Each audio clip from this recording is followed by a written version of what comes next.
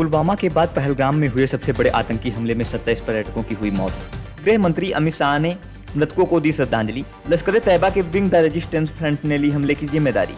पहलगाम के लोगों ने कैंडल मार्च निकालकर मृतकों को दी श्रद्धांजलि। बोले, कश्मीर में आतंकियों ने जात नहीं धर्म पूछकर चलाई गोली। नारेबाजी कर कहा कि पहले हम हिंदुस्तानी के बासिंदे हैं, इसके बाद कश्मीरी हैं, हम बुलबुलें हैं इसकी, ये देश है हमारा। सुरक्षा और इंटेलिजेंस एजेंसियों ने पहलगाम अटैक के संदिग्ध आतंकियों के जारी किए स्केच। आसिफ फैजी, सुलेमान शाह और अब्बू तलाह बताए जा रहे आतंकियों के नाम। इंटेलिजेंस के सूत्रों ने बताया कि लश्कर ए तैयबा का डिप्टी चीफ सैफुल्लाह खालिद इस हमले का मास्टरमाइंड है। पहलगाम में हुए आतंकी हमले के बाद लखनऊ के ऐशबाग ईदगाह में शोक सभा का किया गया आयोजन। मौलाना खालिद रशीद फिरंगी महली ने कश्मीर की आवाम से की पर्यटकों की सुरक्षा का भरोसा दिलाने और आगमन कराने की अपील। घायलों की सलामती के लिए की गई दुआ। आगरा पहुंचे अमेरिकी उपराष्ट्रपति जेडी वेंस का सीएम योगी ने गुलदस्ता देकर किया स्वागत। परिवार के साथ वेंस ने किया ताजमहल का दीदार। पत्नी ऊषा और बच्चों के साथ खिंचाई फोटो। ताजमहल के विजिटर बुक में लिखा, अद्भुत है ताजमहल। वेंस के तीनों बच्चे भारतीय परिधान में आए नजर। यूपी सरकार ने 15 आईपीएस अफसरों के किए तबादले। 2 डीआईजी और 13 एसपी रैंक के अफसर हैं शामिल। 7 जिलों के बदले गए पुलिस कप्तान। सीतापुर पत्रकार हत्या के बाद हटाए गए एसपी चक्रेश मिश्रा। मामले के खुलासे में देरी होने पर लिया गया एक्शन। यूपी के ब्यूरोक्रेसी में शासन और जिला स्तर पर हो सकते हैं कई और बड़े बदलाव। नियुक्ति विभाग ने शुरू की इसकी तैयारी। अतिरिक्त चार्ज एक ही जिले या एक ही जगह पर लंबे समय से तैनात रहने वाले अफसरों की भूमिका में शासन स्तर पर किया जाएगा बदलाव। सहारनपुर में आतंकी नेटवर्क को ध्वस्त करेगी आईबी।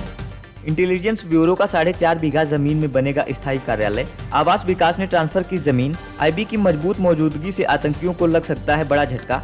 आतंकी गतिविधियों के लिहाज से लंबे समय से संवेदनशील जिला रहा है सहारनपुर। जम्मू कश्मीर में आतंकियों ने कानपुर के कारोबारी को उतारा मौत के घाट। पत्नी के सामने मारी पति को गोली। 2 महीने पहले हुई थी शादी। नाम पूछने के बाद आतंकियों ने कारोबारी पर की फायरिंग। पत्नी ने कहा, मुझे भी मारो गोली, जिस पर आतंकियों ने कहा, तुम्हें नहीं मारेंगे, तुम जाकर मोदी और सरकार को बताओ, इसलिए तुम्हें छोड़ रहे हैं। पहलगाम आतंकी हमले में मारे गए शुभम द्विवेदी के कानपुर स्थित पैतृक गांव पहुंचे विधानसभा अध्यक्ष सतीश महाना। शोकाकुल परिजनों को सांत्वना देकर की दिव्यांगत आत्मा की शांति की कामना। पीएम मोदी के कानपुर दौरे को बताया स्थगित। कहा, ऐसी घटनाओं में हम अपनी सरकार की उपलब्धियां नहीं गिना सकते। शादी के 7वें दिन पहलगाम में आतंकियों ने हरियाणा के लेफ्टिनेंट को मारी गोली। यूरोप का वीजा नहीं मिलने पर पहलगाम में हनीमून मनाने गए थे लेफ्टिनेंट विनय नरवाल। लेफ्टिनेंट का 8 दिन बाद 1 मई को था बर्थडे। शादी के बाद पहले बर्थडे पर परिवार ने की थी ग्रैंड पार्टी की प्लानिंग। पहलगाम में हुए आतंकी हमले के बाद यूपी में हाई अलर्ट। बस और रेलवे स्टेशन के साथ नेपाल सीमा पर भी बढ़ाई गई चौकसी। डीजीपी प्रशांत कुमार ने जारी किए जरूरी निर्देश। आतंकी हमले के बाद केंद्रीय गृह मंत्रालय की ओर से सभी राज्यों को जारी की गई एडवाइजरी। बीएचयू में डॉक्टरों की टीम ने 6.5 महीने के बच्चे के दिल का बंद किया छेद। बिना चीरा लगाए डॉक्टरों को मिली सफलता। 5 किलो वजन होने के चलते चुनौतीपूर्ण रही सर्जरी। 7 डॉक्टरों की टीम ने ट्रांसकैथेटर विधि का किया उपयोग। इस उम्र के बच्चे की सर्जरी का बताया जा रहा पहला मामला।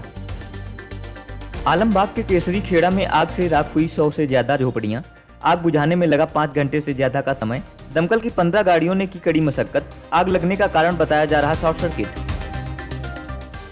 श्रीनगर में आतंकी हमले के बाद मुरादाबाद मंडल में अलर्ट। संभल और रामपुर के मिश्रित आबादी वाले इलाकों में पुलिस की गश्त। संदिग्धों पर रखी जा रही पैनी नजर। हमले के विरोध में विभिन्न स्थानों पर हो रहे धरना प्रदर्शन।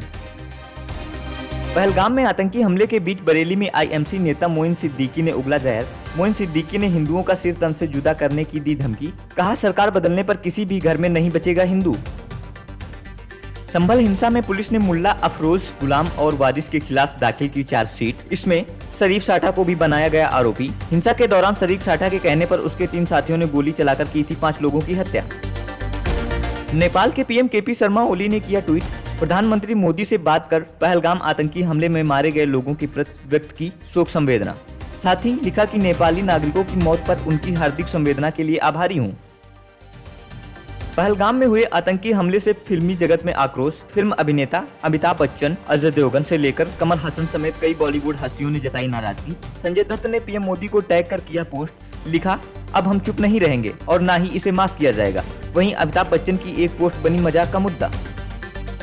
आईपीएल 2025 के 41वें मुकाबले में आज सनराइजर हैदराबाद की मुंबई इंडियंस से होगी भिड़ंत। हैदराबाद के राजीव गांधी अंतर्राष्ट्रीय स्टेडियम में खेला जाएगा मैच। आईपीएल में 24 बार मुंबई इंडियंस और सनराइजर्स हैदराबाद के बीच हो चुकी है टक्कर। 14 बार जीत दर्ज कर चुकी है मुंबई की टीम, जबकि 10 मुकाबले जीती है सनराइजर्स।